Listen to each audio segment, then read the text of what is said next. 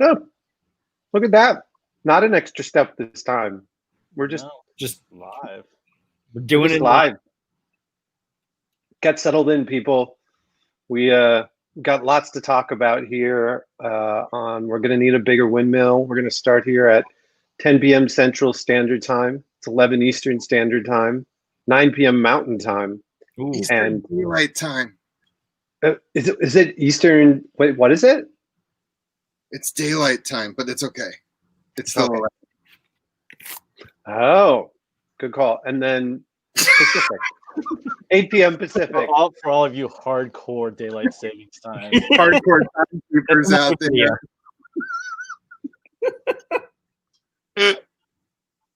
So you can all see it, hopefully, and you don't have to see our faces like try to figure things out. This is kind of the nice thing about using StreamYard.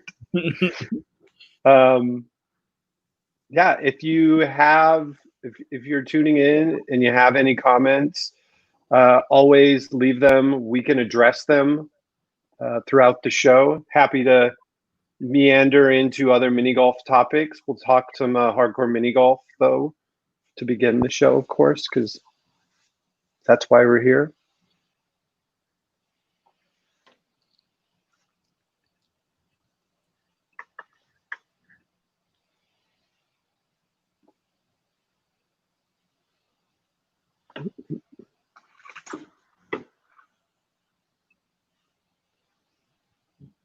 See, a couple people are viewing.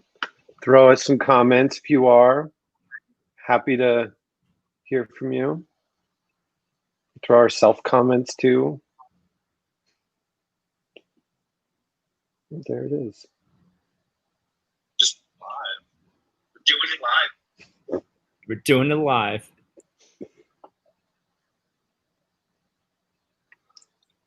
Feel like Lindsay might have something to say about doing it live.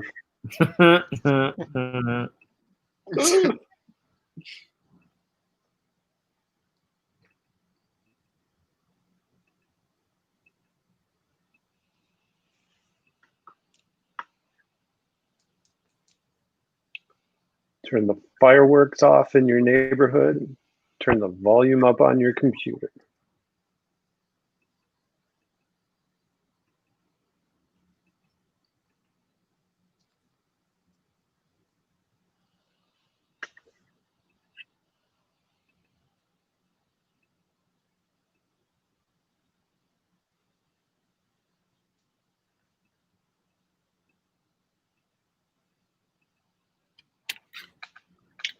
We're also on YouTube, if that is your preferred platform. Now that we're using StreamYard, you can watch us on both Facebook and YouTube.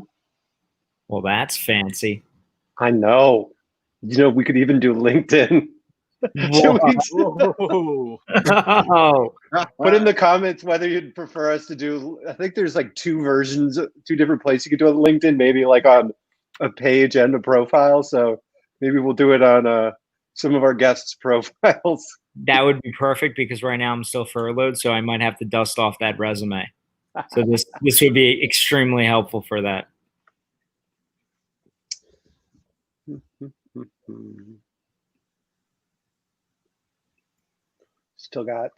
We got 2 minutes, but maybe let's jump off this background and you can see the bracket, and now you can see all of our mugs. Hey. Welcome. We're just getting settled in here. What else are you going to do on a Friday night in a pandemic than watch 4 people with a turf background on a social media platform stream and talk live? I mean, what else could you be doing? You could blow off your limbs with fireworks. There's that option. You could drink, but I think that's also an optional suggestion for listening to us ramble about mini golf. Hopefully you come to see us after you've done both of those things and are questioning your life choices with us. Yes. Life choices together as a group. Yeah. You need that support structure. Yeah. And for those of you tuning in too, that you expecting us to talk about Holey Moley, there wasn't a new episode this week. So Oh, you're gonna have to wait till next Friday, hopefully. I'm gonna be traveling, but I think we can still make this work. StreamYard feels stable. We might even push it from afar and discuss the next Holey Moley episode. But for right now, I think we're gonna get our butts in gear.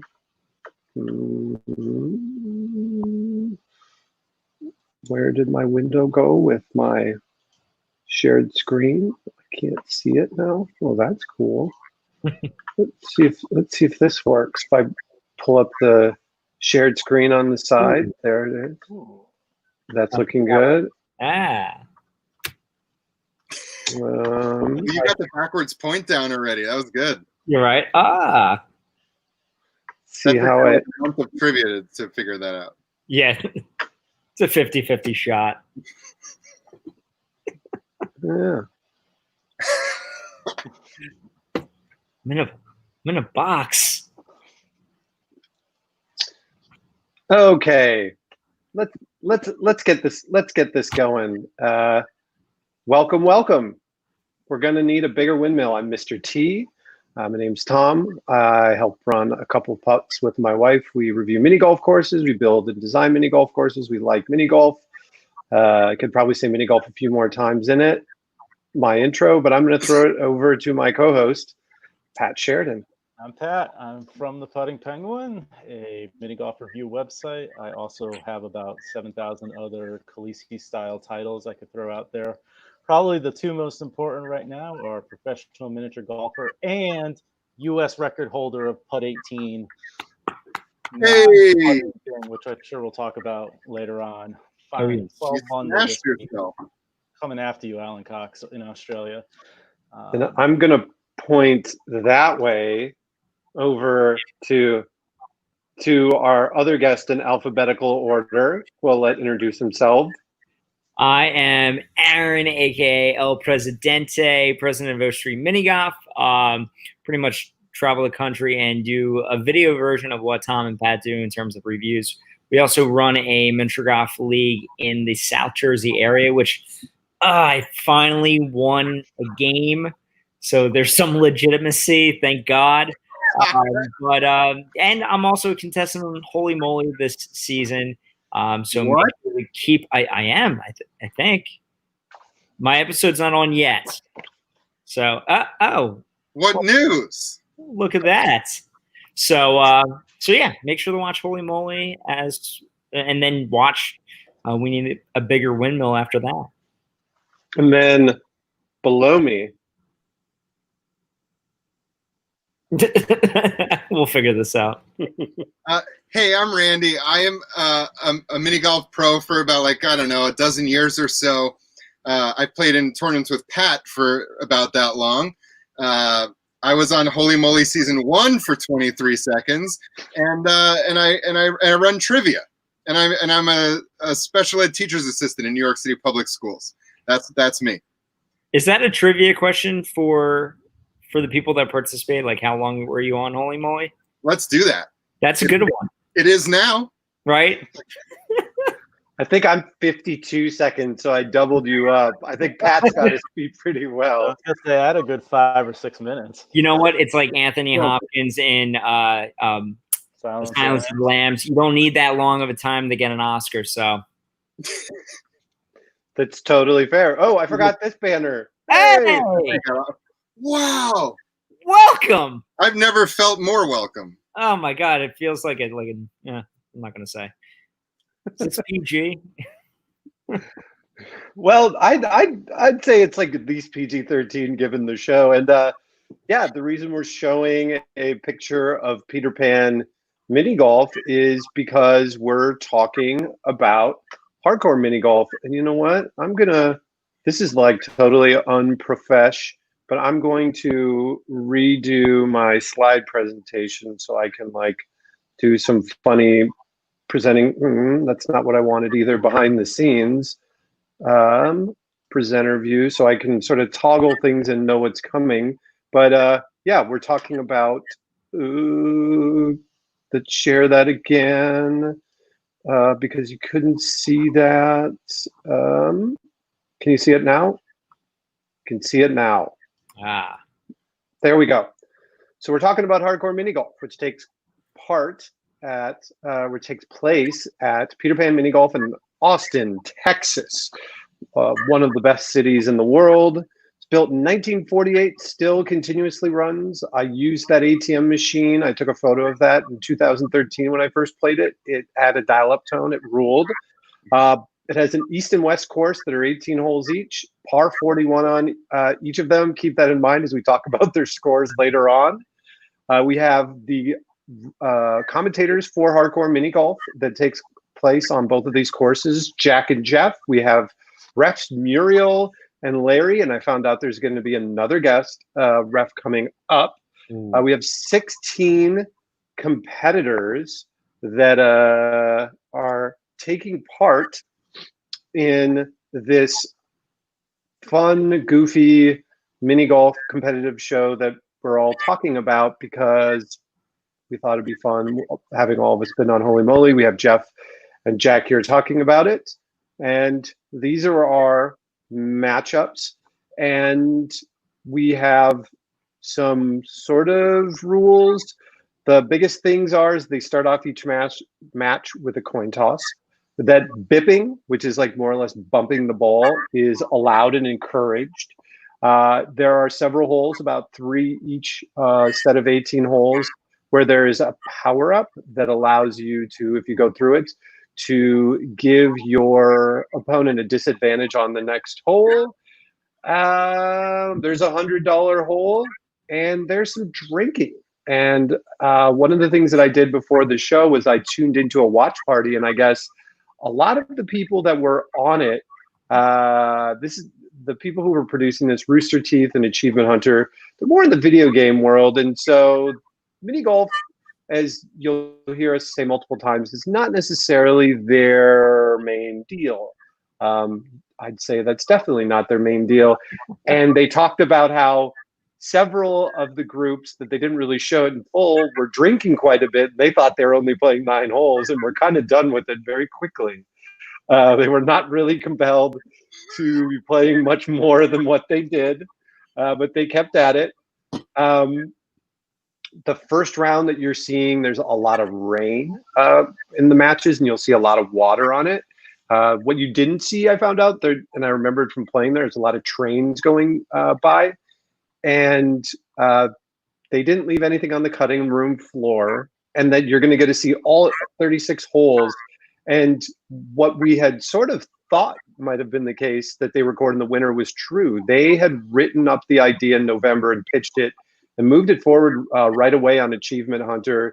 And they were filming that in late February and March. I guess it was the last thing recorded for the Rooster Teeth network before the pandemic hit. So learned a couple interesting facts. The first round took place on the East Course, and the second round took place on the West Course. And we're going to jump to our round 1 results so far. I'm going to cut off Randy here just for a second. Maybe if I get rid of the ticker, they'll bring him back. Oh, brings back his head a little bit. So our current winners are Chilled Chaos, who beat Alfredo, Trevor, who beat Barbara, Lindsay, who beat Chef Mike, Michael, who unfortunately beat Eric the Hustler, and Gavin beat Fiona. And so we're still here, still running on round 1, and I'm going to turn it over to Aaron, who's going to talk about the continuation of a match from episode 2.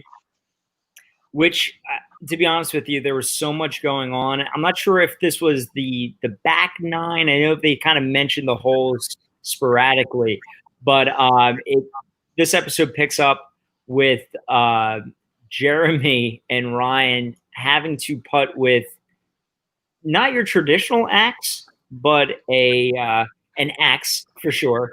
And I just loved how Jeremy's character was just like drooling over the fact that he had an actual weapon really playing into his character really well. Were they able to putt with it? Absolutely not. But that was definitely entertaining. Jeremy also hit a hole-in-one, which even with his hands cuffed, I'm actually shocked that he nailed that because it didn't look like it was that easy of a shot. And then there were a lot of different power-ups. And guys, I don't know what it was, but it looked like some type of round saucer, almost like a small wheel that they had a putt with. And I guess maybe right before they putt, you can kind of put it up so you actually can hit it and it will roll. Again, Jeremy did pretty well with it. Ryan was just kind of falling apart the whole entire time. And then towards the end, and this is maybe an idea of gameplay. You know, do you go for the power-ups or do you go for the tap and twos? And we'll probably start seeing a little bit more strategy one way or the other when it comes to the next round. But I know Jeremy had a tap in two, but yet he went for the power up and he could have walked away with that too, but instead it was maybe 4 or 5, but he had a power up. And then at the end, they had the ping pong balls to putt with. And that was interesting as well. So a lot of stuff going on between the two.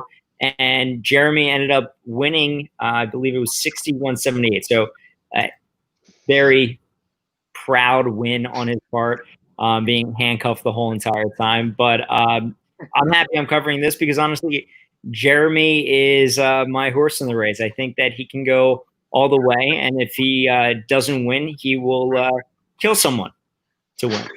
I was going to ask if that was why. Yeah, that's 100% why. Yeah, he will do whatever it takes to win. And as I mentioned, we'll have comments pop up. Evan Rundgren, fellow Holey Moley alum, wants to get his shot at discussing discussing some hardcore mini golf. Evan, I found out that StreamYard has up to 10 people. Maybe we get this to be really unruly next time around. Not a bad idea. Plus, everyone loves a long-haired gentleman. I'm just saying. It's true. Well, I do. It's very true. So, yeah, on to our next match. What do I got? Yeah, I got the first new match of the episode, Chad versus Matt. So I had high hopes for Chad, our Scottish fellow there on the right, and Matt was poured into that luchador outfit, unfortunately, for the viewing audience, and I think it was referred to as a mini golf physique, which I was going to take offense at, and then realized it was actually just very accurate. Hundo. Yeah, that's why we're shooting from here up. So these two guys, I had very high hopes for Chad because he actually started the first hole with a legit 2. And compared to everybody else they've shown so far, that looked like he was just going to blow everybody away the rest of the course. And then, that kind of fell off the rails a little bit as we got towards the back end. But the match was all right starting out.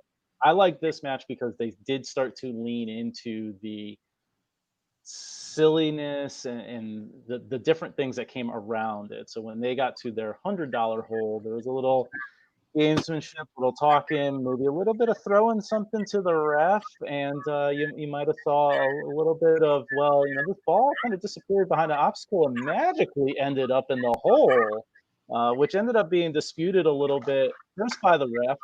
Now we didn't see any money exchange hands, so I just assume it was a NBA ref style mob thing a few years ago that happened in the background, but they did get called out at the end, but I was rooting for them to get their money.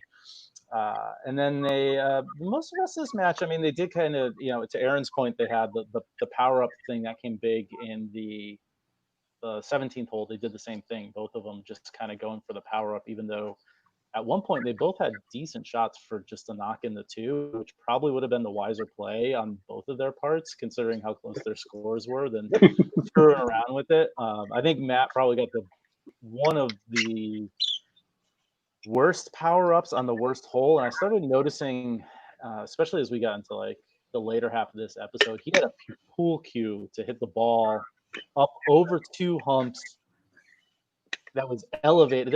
There was absolutely no way he was getting that up the hill. I mean, there wasn't. I would have figured out some way to manipulate that pool cue that was not necessarily regulation, but he ended up just chalking the 7 and going out. And then when it came down to it, my boy Chad got a 69. Nice. Nice. And, Matt pulled off the win with a 67, which, you know, in this first round was actually halfway decent. To move this on to our last, our last one this episode. Our last of the first round, Randy. So I'm gonna be honest with you here. My my recap is going to have a lot less gameplay elements in it than Aaron's and Pat's just did, because this is what I was waiting for from this program. This is what I was waiting for. I needed it. I wanted it, and I finally got it. This was the most entertaining matchup, in my opinion. So we have a great mix between like a tropey, you know, like a robot character, which is, you know, it's been done, but there's a lot of things you can do with it, obviously, as they showed. And I mean, way to strike the chord of nostalgia in old Uncle Ran here with the Macho Man, the other greatest Randy in the world, Randy Savage.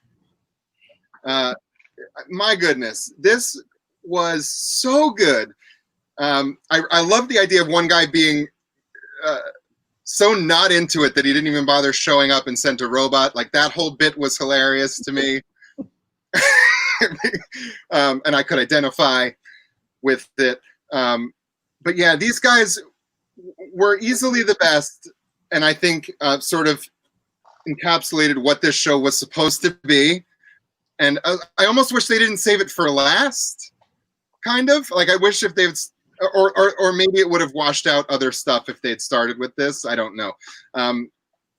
Anyway, I've already pontificated enough on how much fun I had watching these guys.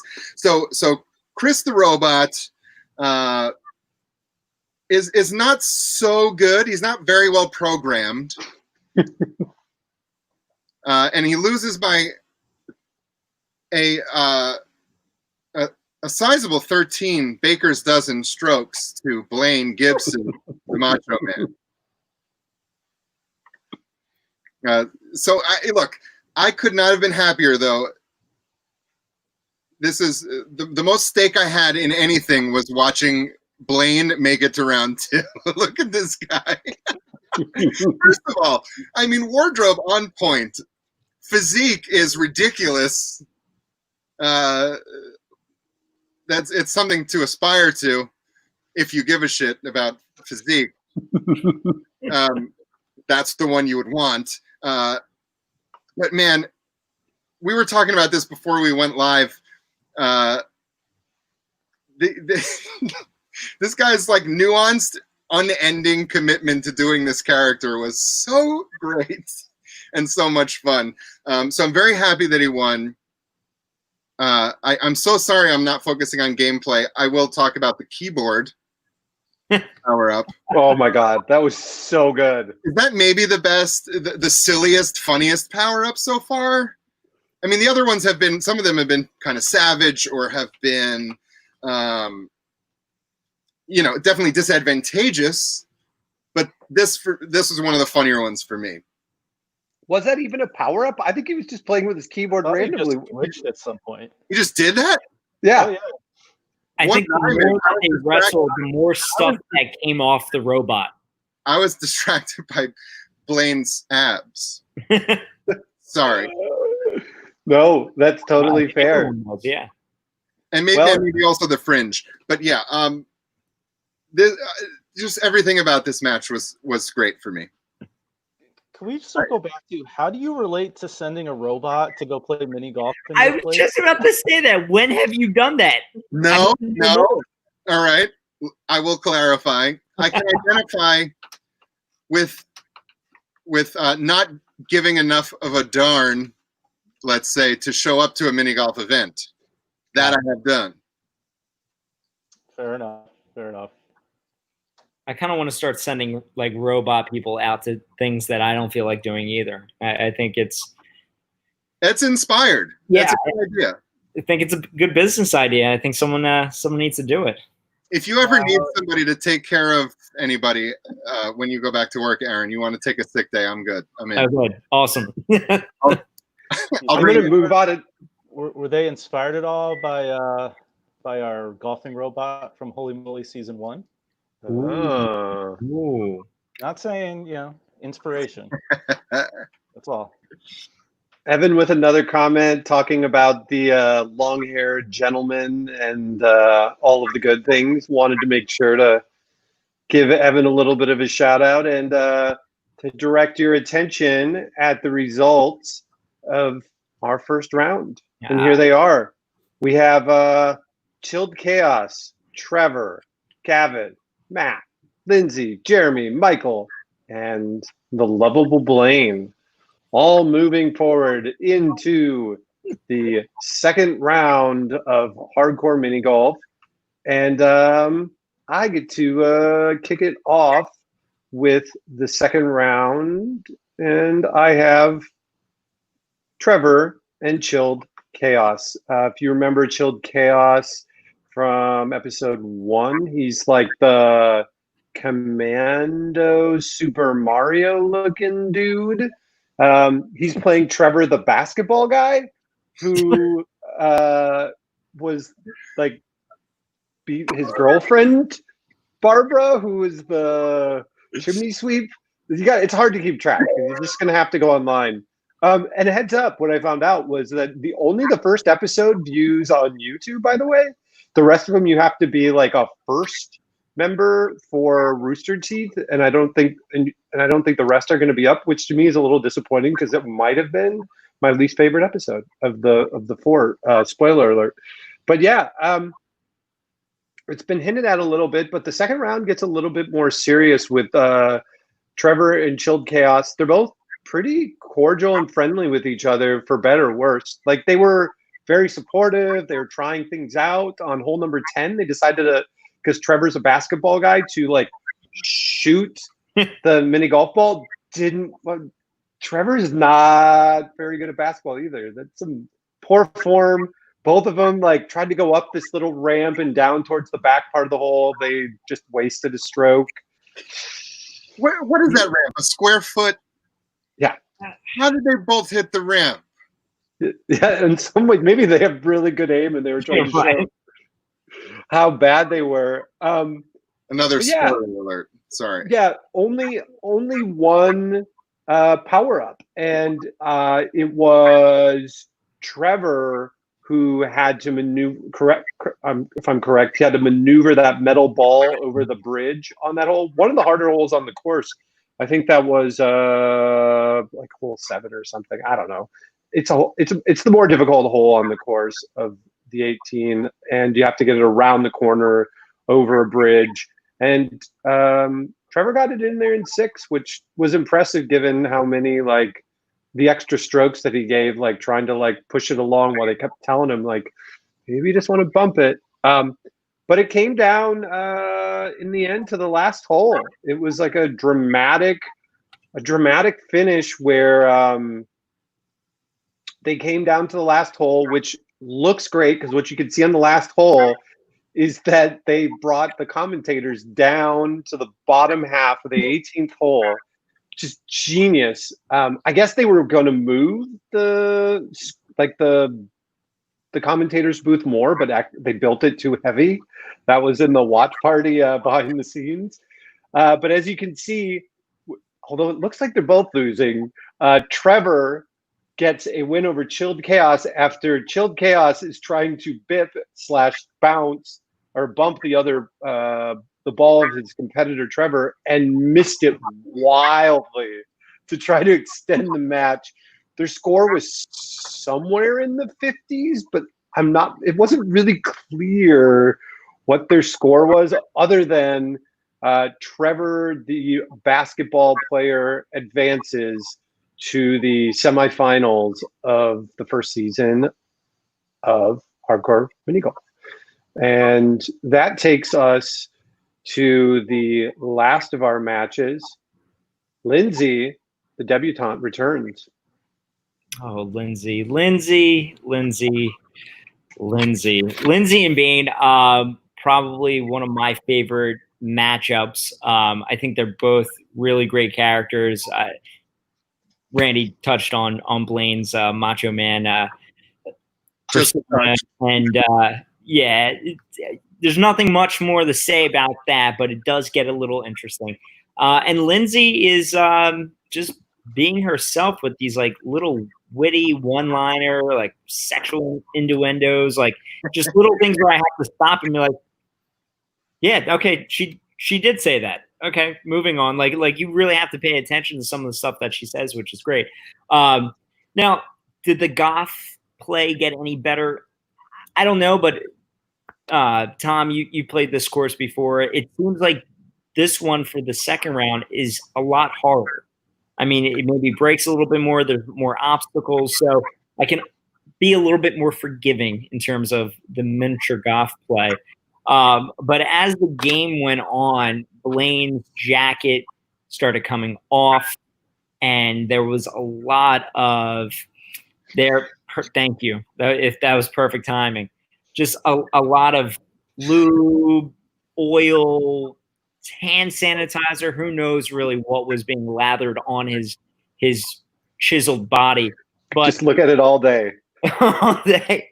But the ref, as you could see, was kind of playing both sides a little bit. You know, he gave Lindsay an advantage with this heads, tails. You got both, and then at the end starts rubbing Blaine's body the whole entire time, giving a little nipple twist, little fun. So he obviously is just a no factor, this ref, and I think it might have been the same ref that was bribed in the previous episode. So I don't trust this guy at all.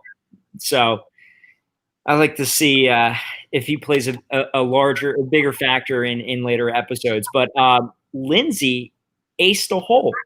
And it wasn't like this gimme hole, like you had to go up and in this, it was a frog or something, and shot it out, and she aced this hole, which was amazing. But Blaine also had a lot of close putts. I think there was one where it was like an angle, and then it went up the hill and almost came back down. I mean, it was close. So it was definitely a nail biter all the way through until the 18th hole.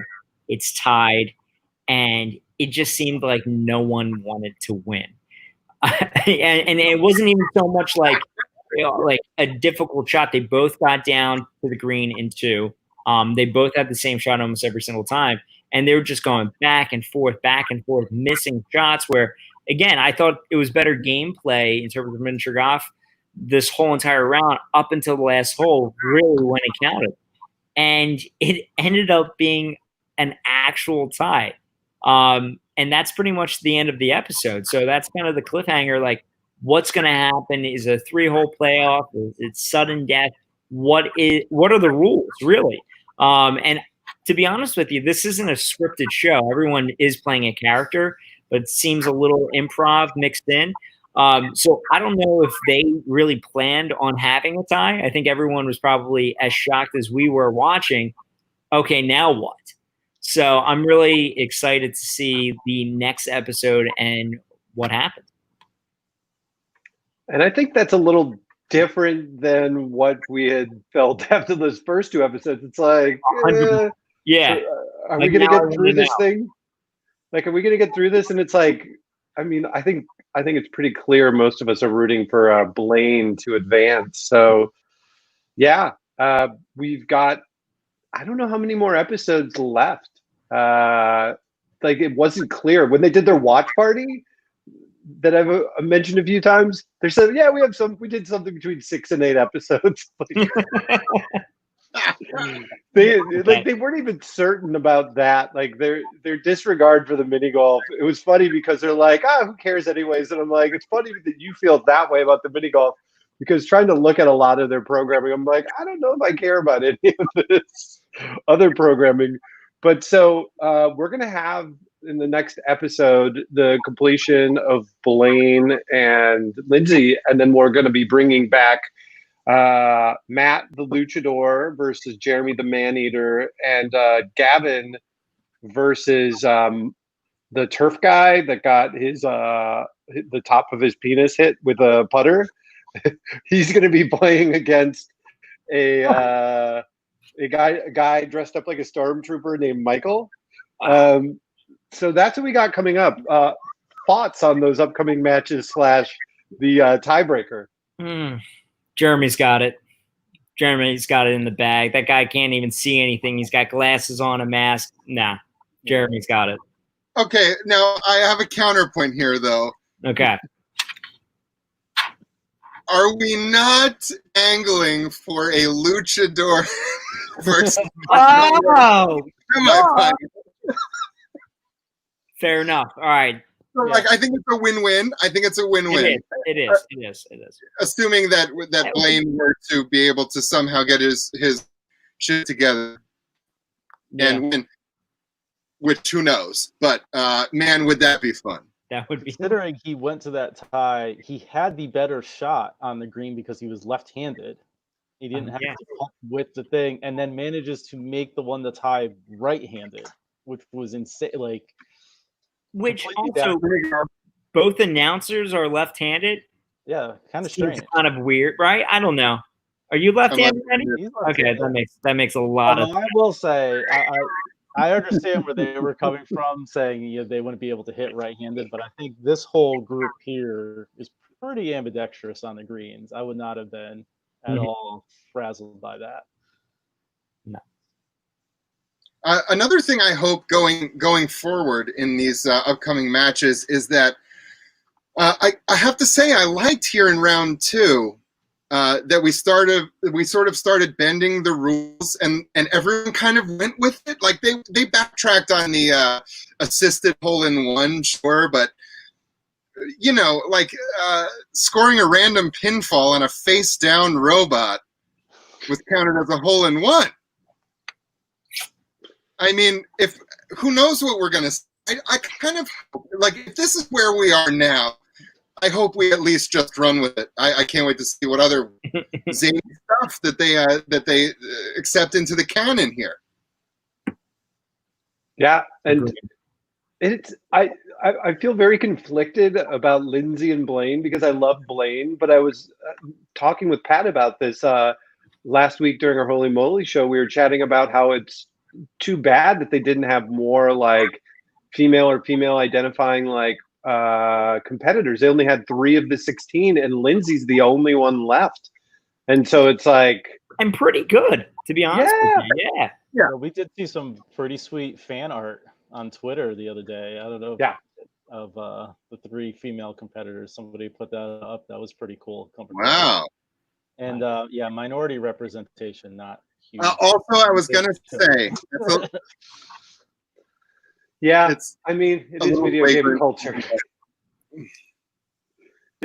I mean, they should have this, but I'm not surprised, but it is a bummer, that it could be four white dudes going into it. It could be just 2 wrestlers. Murder 2 wrestlers, yeah.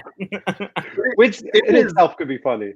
It is not to bring it down, but it is sort of an unfortunately accurate representation of what mini golf looks like a lot of the time.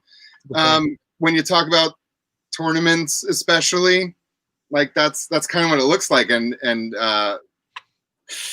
unfortunately, yeah, right. It is, and we got to figure out how to course correct on that. Hey, babe, you should come out to more miniature golf. Stop this whole nursing thing. Sorry. Aaron doing his part. I'll pretend I have it off. That sounds like it's worth throwing away my future. Sure. She said it's worth throwing away her future. Great. Yeah, Robin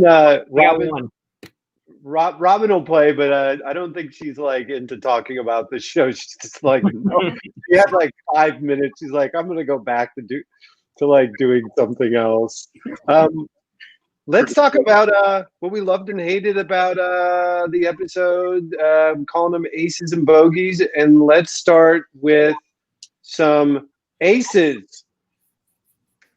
All right. I know I mentioned already, but I'm gonna stay on track here.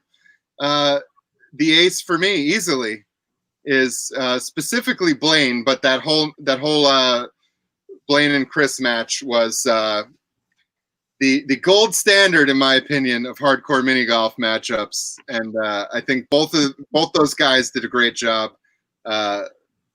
Giving us everything they had. The folding chair out of nowhere bit was so I laughed so hard. It's also a great Simpsons scene that kind of recreates that. It's early on, and it's one of those scenes where I start laughing like 3 minutes before it shows up. So as soon as that broke out, I was like, "Oh, this is perfect." Which he also walked off camera when they were introducing Lindsay, and I thought he was going to do the same thing. Like, just started off just like that. That would have been great. Yeah. Like Trevor. Actually, you guys mentioned the basketball throwing thing. Trevor had an amazing second shot on that hole. Yeah. Oh yeah. And rolled up like whatever couple times. And he semi called it. Yeah. He was one bank shot off of Michael Jordan, Larry Bird horse shot there. Yeah. I'm going to go a little outside the box on the ace and talk about the course itself. I'm a big fan. This just seems so challenging, so interesting. A lot of tough shots, give me home ones. It has all the elements you want in a miniature golf game. And these last two episodes, or really, sorry, episode 4, I really wanted to play this course really badly. Tom, you've played that course. The Tetris pieces, are those part of the course, or did they add them? Nope. I was going to ask.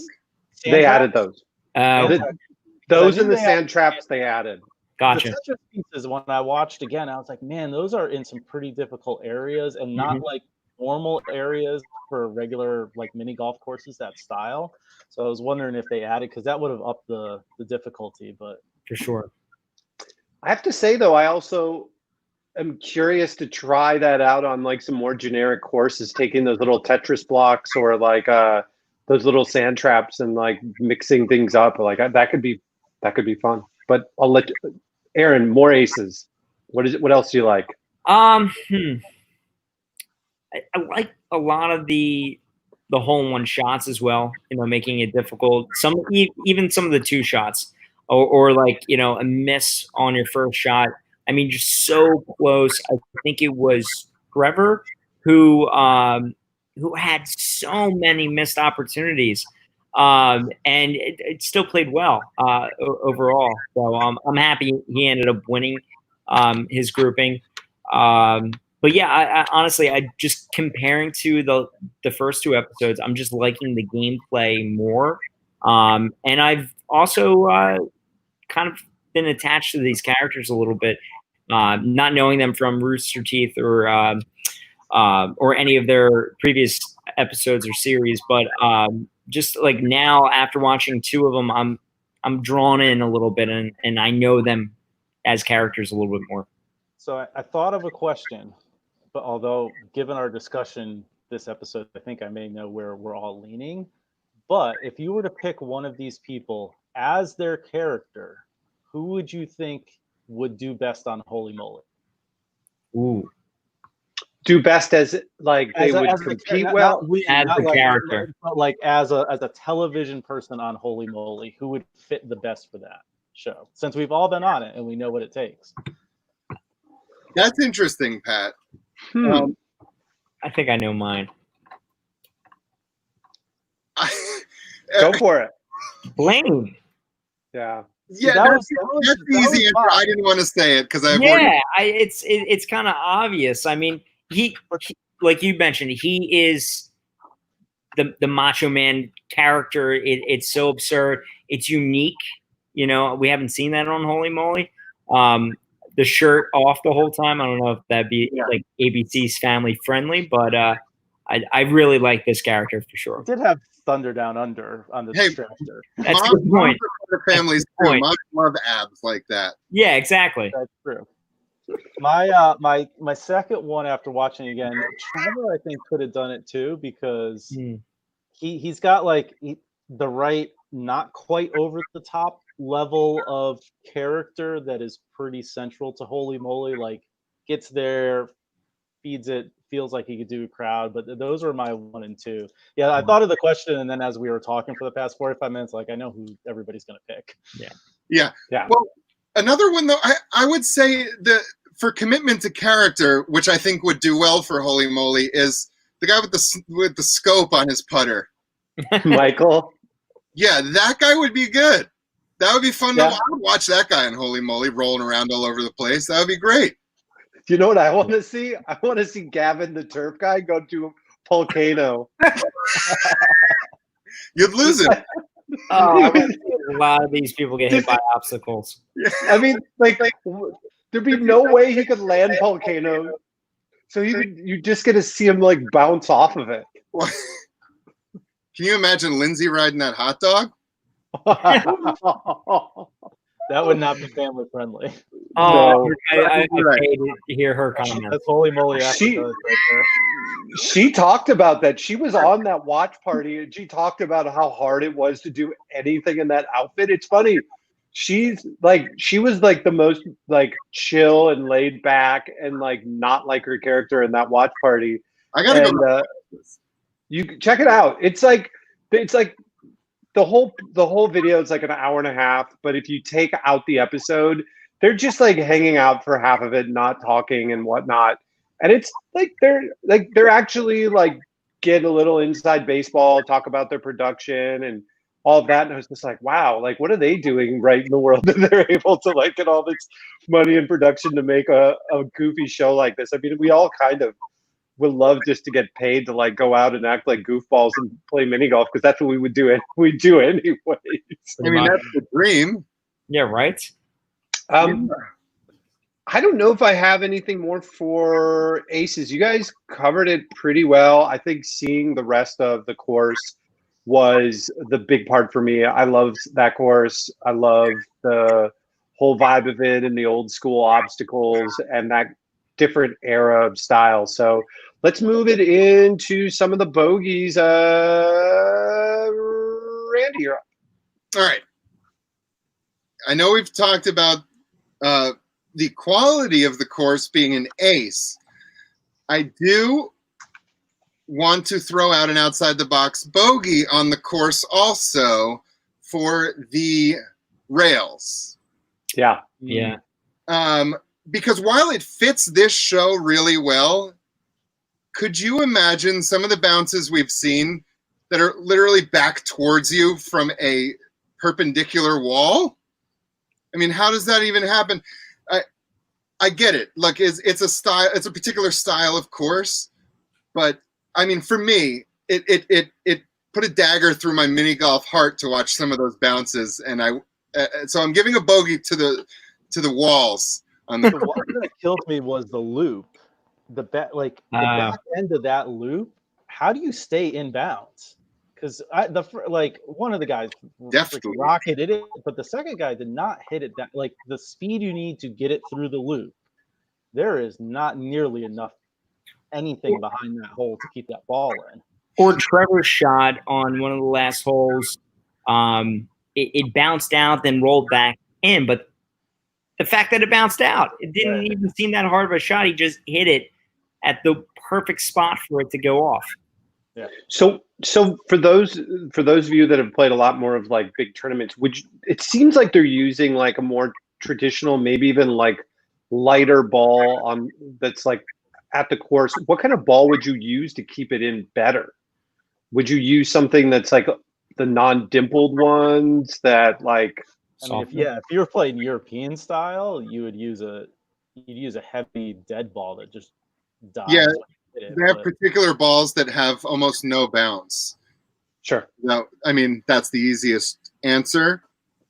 As far as standard golf balls, I would say the heaviest one you could find. Sure. Yeah, And because you don't I play feel too like many that's tournaments on that type of course. yeah. Yeah, and even to that, that was like one note that I had is watching it, noticing how much the ball really moves, just how not level everything is, and that's just one of those things that if you have a course that's there that long, like it just settles in, and you either destroy the whole course or you just kind of let it be like awkward and have like crazy breaks. Aaron, Bogeys. The Lindsay Blaine matchup was great, but there were no power ups, and I think the power ups played a huge entertaining factor for the show. Granted, it's improv. They really don't know who's going to shoot where, what, how. So, you're going to lose some of that if they don't aim for that power up. So, it just seemed like that gameplay went pretty quickly, without creating any additional drama to make it entertaining. So I would say that's the only bogey overall. To be honest with you, I really like these last two episodes. Can I piggyback on that real quick? Mm-hmm. So one of the things that I think is interesting is, so yes, while it's an entertainment product primarily, you do get the sense coming into round two that once these, the actual human beings who are performing have gotten this far, it kind of does shift a little bit. You can see to like, well, I don't want to get booted. We want to win. Yeah. Yeah. Oh, absolutely. So the silly stuff goes out the window in a lot of cases. Which is funny to watch, actually. Who was it? Chilled Chaos. I mean, they talked about how he's hardly on anything for Rooster Teeth, so like he really wanted to win, so he could be on as much as possible. Yeah. So I definitely get that, because I think Trevor was talking about like, oh, should I do this? But then I can't. Like, you could start seeing their strategy in their head. Like, how should I play this? Is it worth it? Which I personally like. Pat. Yeah, they could put some stakes on this. I mean, the first round was like a little silly with that stuff. Yeah, exactly. Play for something. Do it. Forget the $100 hole. They're here for glory. Yeah, there was no $100 hole rule discussion this last episode either. Insignificant. No, I don't have anything else. I think we covered the ones. Yeah, these episodes were much better. I did have the same notes about the course and the power-ups, which was interesting. The one other thing about the power-ups, though, with the exception of one of the holes in the first round, I thought they put them in positions, though, that they were very tempting to go for. Mm-hmm. And so to the point where you don't know, okay, is somebody actually going to hit it? They really made it so that you wanted to hit it. And it was, I don't even know if we saw the second hole power up where it even was. It's a good point. Yeah, I mean, we only saw the first one because they did hit it, but so I have no idea if they just kind of done it away. But that'll be an interesting part, like how do you marry that like silliness that brings you the entertainment versus the competitiveness, which you guys mentioned is ramping up, because I don't think like this show isn't going to thrive in the last couple episodes on being pure mini golf. I think you bridge the gap by being Blaine. Yeah. Randy, I wish you were next to Tom right now, because I just did like the little dance. And then this just becomes Blaine. Blaine pops up in like the fifth box in the middle of all of them. Yeah, to be honest, like we're a different breed of the audience. I mean, we love miniature golf. We love everything about it. So we're going to, dive into this and review it, so much so that we're doing a live stream video of it. But the majority of the people watching are probably these video gamers that want to just be entertained, that know these characters from the different things. And I mean, I think I was more critical on the first two episodes just because myself and all of us just not in that group. and knowing these people, but I think they're hitting it on every mark right now. Mm-hmm. And they had talked about, I guess they had done a hardcore Monopoly, which sort of fits with the gamer thing, which would be funny to go back and watch. And they had talked about like, what's next? Maybe hardcore darts, because they're talking about, I guess they've maybe done some sword fighting stuff. They're like, it's kind of like sword fighting. It was just like, okay. Like, I mean, it fits like kind of like LARPing? What LARPing? Ooh.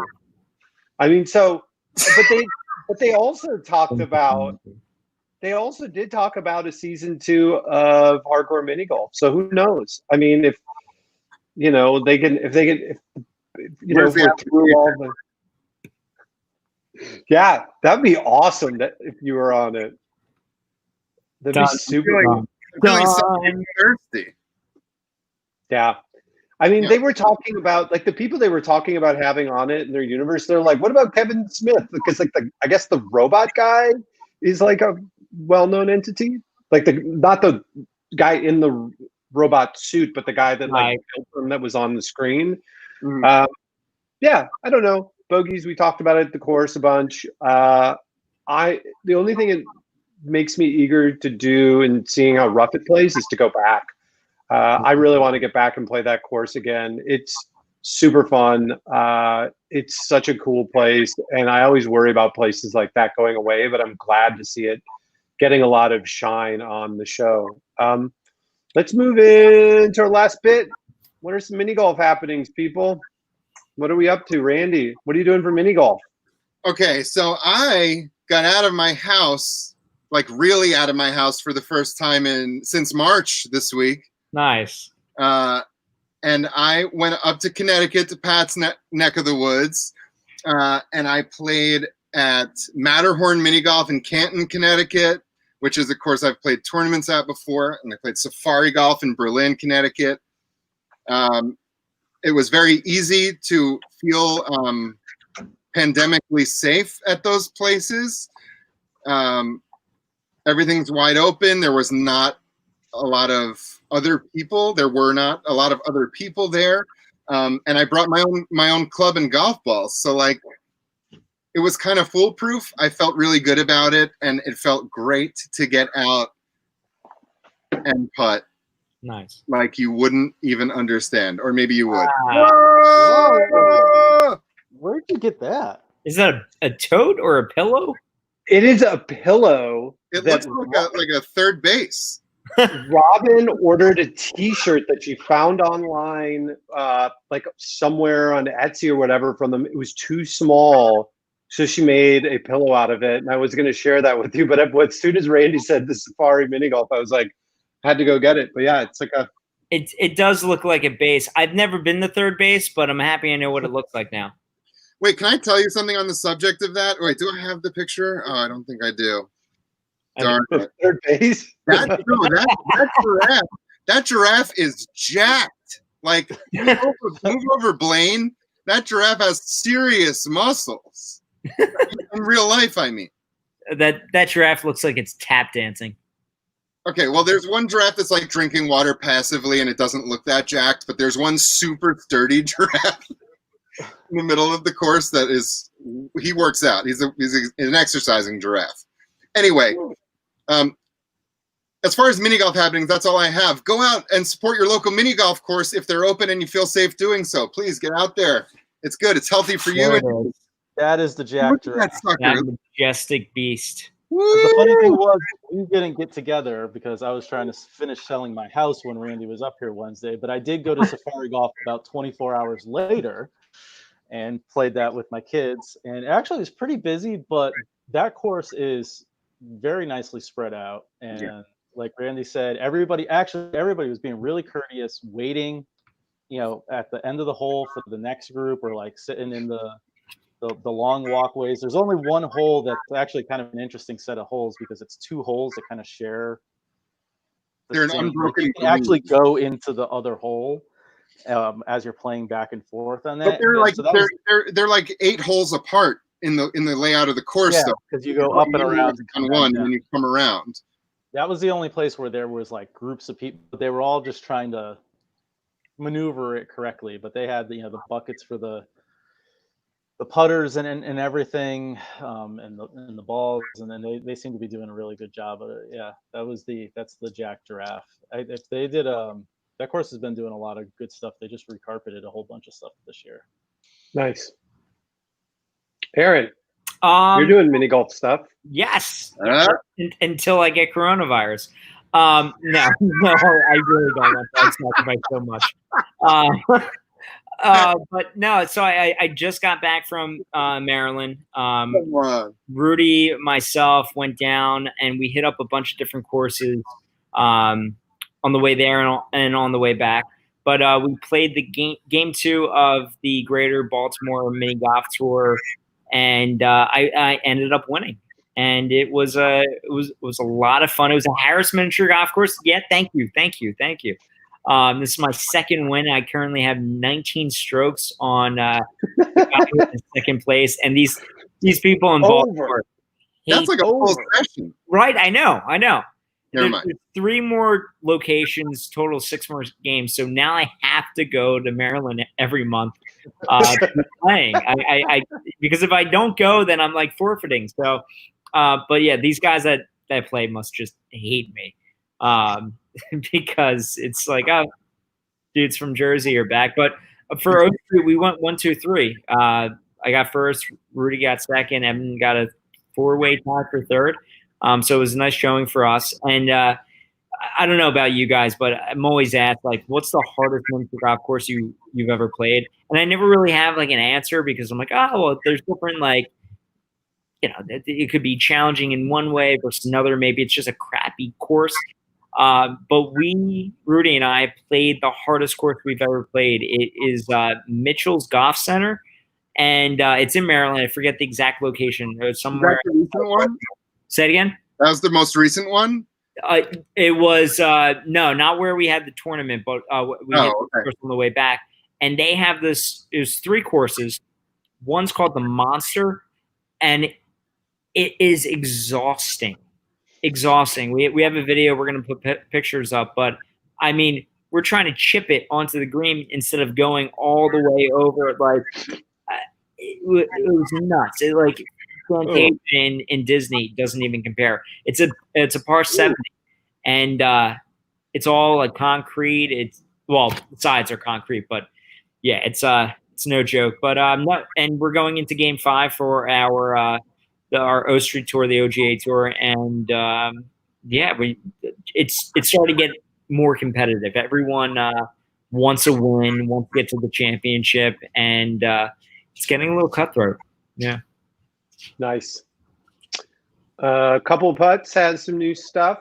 We have the Lion Park review that we put up. Past episodes of we're going to need a bigger windmill. Up on the site, we have a couple more reviews. We've been really focusing on reviews in state. We're not traveling much this year. So there's a couple of courses in northern Minnesota that we've never played. And ideally in 2 trips, we're going to knock out 10 of them. And that will get us down to like a handful of courses and odd parts of Minnesota, like that we haven't played to date, and we're going to be making an updated guide to all the courses around Minnesota, and that's what we'll be doing. Lots of mini golf. We have a video, another ace video that we made from the other Big Thrill Factory course too that we made. So we'll share that soon. But yeah, been playing as much as we can every weekend. Played this morning, playing tomorrow morning on a course that I'm a little worried hasn't been fixed in a while, so we'll have an update for you, Aaron, if you when you guys get out here. Yeah, we're making our way out to Minneapolis less than 2 weeks, I think. So should be a good time. I'm so jealous. I was supposed to be there this week. I know. Maybe August. I mean, probably not. I would have been sleeping in Tom's couch on Sunday and Monday night this week. Literally the couch that I'm looking at. That's where you should be sleeping right now. But yeah, unfortunately, the world has different things going on for us. Pat, what are you doing for more mini golf stuff? Well, let's see. The big thing coming up this week is the Putt 18 World League, Yes. Right. July 8th. So you have until the 5th, which is Sunday, if you want to pay 10 Australian dollars and have access to either owning one of those That's about $25,000 US, right? Yeah, Give or take. or 25 cents. Okay. I don't know the exchange rate, but I had to wire Alan Cox about $25,000. So Yeah, I hope it's like I'm in your the tournament. first win. Wait, hey, before we get too far into this, Randy, you're doing it right. Yes. Come on, Yes. come on, Randy. Yes. I'll stake you right now. I'm $25,000. Aaron's got the other 25,000. I will literally go send Alan the money right now to put you in it. Josh Mars is tuning in. He's saying hi from Australia. Hey, Josh. He'll pressure you into doing it too. Also, last minute, Right. I guess Evan's sending a robot to the next Go Street game.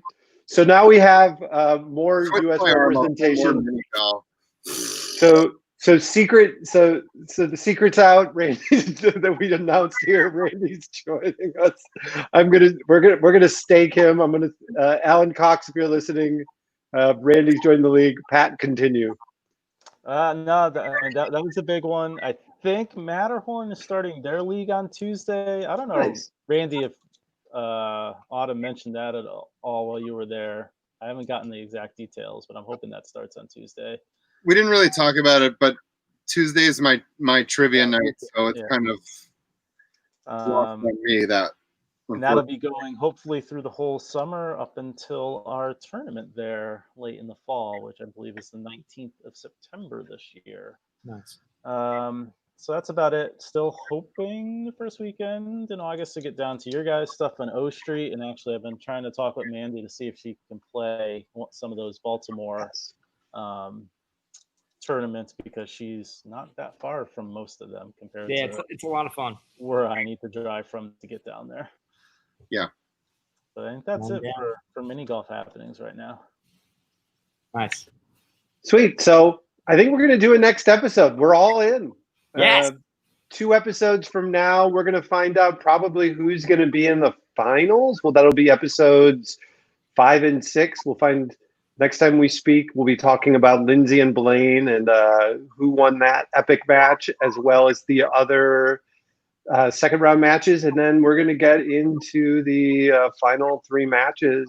It's got to be 8 episodes, right? Like the final, they said they're going to show more in that watch party. They talked about like they're going to show way more of the holes. So my hope is that like the last episode is a little bit of more pomp and circumstance and all that fun stuff, but we'll find out. But tune in about 2 weeks from now, and tune in a week from probably this Friday we're going to talk about We're Going to Need a Bigger Windmill, the Bachelor themed episode of Holey Moley, Love It Per Stroke, that's going to be on this coming Thursday.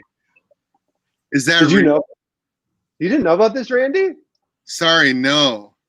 Wait, do you watch The Bachelor? I'm a devoted member of Bachelor Nation, yes. So we'll announce here that Randy's going to be one of our special Yeah, because we can't find anybody else who watches it. Yeah, we've literally been asking everybody, although we have word out to Evan Michael, who I believe is a fan of the Bachelor I buy that. franchise. And if he's on some live bingo games, I saw that. Oh my God, that's amazing. I played it on Thursday just to watch him. Got him to talk about Holey Moley. It's like a decent time killer, but it's actually just very interesting to watch him riff like live on that show. I bet. That's all. So it's free to play. So if you know, Evan Michael was on last season of Holey Moley. He's the guy that said Holey Moley after like racking his nose on slip and putts. Holy moly! He's awesome, and he's on some bingo app that's sort of like the bingo version of HQ. So look out for that. Look out for us. We'll be back in 2 weeks from now, and we're going to sign off. And it's 4th of July on the East Coast. So Yes. happy 4th, everybody. Leave your milk and cookies out for Captain America. We'll end on that note now. Peace.